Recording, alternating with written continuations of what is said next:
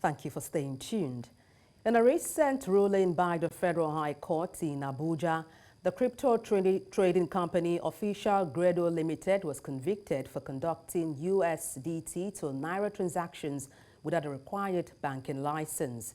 Presiding over the case, Justice Iyank Ekwo found the company guilty based on a plea bargain with the Economic and Financial Crimes Commission, EFCC, leading to the forfeiture of 140 million naira from its account.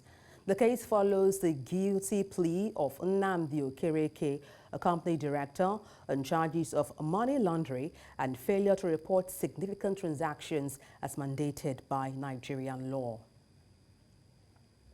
And to unpack this, we're joined by Director Center for FinTech, University of East London, Professor Iwa Salami. Good evening. Glad to have you join me on the news.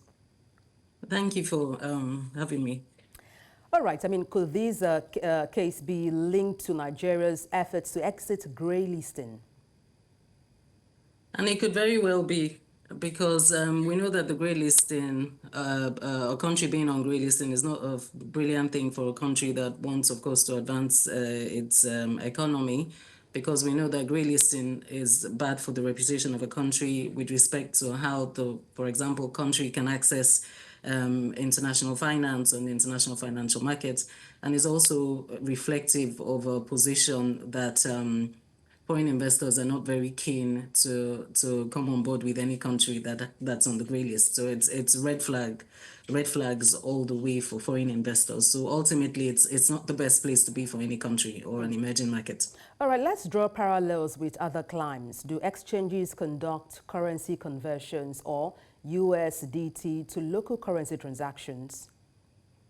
Yes, so this is a quite critical part of what most cryptocurrency exchanges crypto asset exchanges do, whether you're a Coinbase or a Binance. One of the things they do, of course, is to provide this platform for people to buy crypto assets, trade crypto assets, and also actually engage in buying different types of foreign exchange, if you like, assets that are in the form, for example, of stable coins. In this case, for example, you've mentioned Tether, which is the USDT, which really is pegged to the US dollar, but it's a crypto asset version of the US dollar, if you like. And most exchanges provide this platform for individuals to be able to exchange them with local currencies. Yeah. Will you make a case now for crypto exchanges to be given banking licenses, or would you rather the status quo be maintained? And then if so, why? So I think this question comes about because in the situation of Nigeria, there has been a banning of using the naira to actually exchange or buy, if you like, USDT and vice versa, to exchange this through crypto assets exchanges. Now, the case of Nigeria again it's slightly different from the other exchanges, because in Nigeria, such transactions are conducted by authorized dealers in the autonomous foreign exchange market. And those authorized dealers are basically banks that have been licensed by the central banks to engage in, to be able to engage in foreign exchange trading. That's purely the remit of banks. So the question comes with respect to crypto asset exchanges as to whether or not they need to be authorized dealers placed under the category of getting this license that the central bank gives to banks.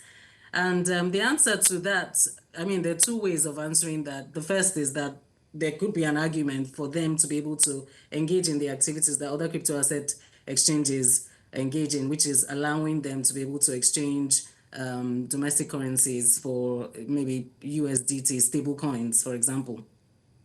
And if that's the case, it will be a question of sort of making them an authorized dealer in the way that authorized dealers that are banks are granted the license by the CBN, okay?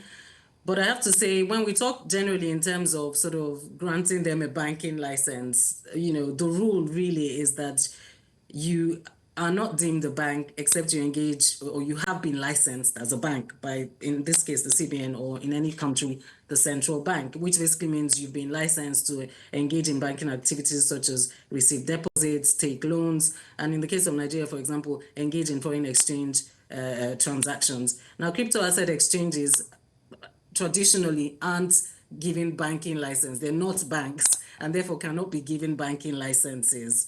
So they're giving licenses to facilitate the purchase and selling or trading of crypto assets in a way that doesn't violate anti-money laundering provisions, such that they comply with know your customer requirements, and also in a way that doesn't jeopardize retail investors, which comes then under the remit of traditional, if you like, securities regulation, which is the reason why we would usually say that crypto exchanges come under the remit of the Securities and Exchange Commission. Securities, yeah, the SEC. Thank you so much for your detailed explanation. We appreciate your expertise. Professor Iwa Salami, Director, Center for FinTech. Many thanks indeed. Thank you for having me.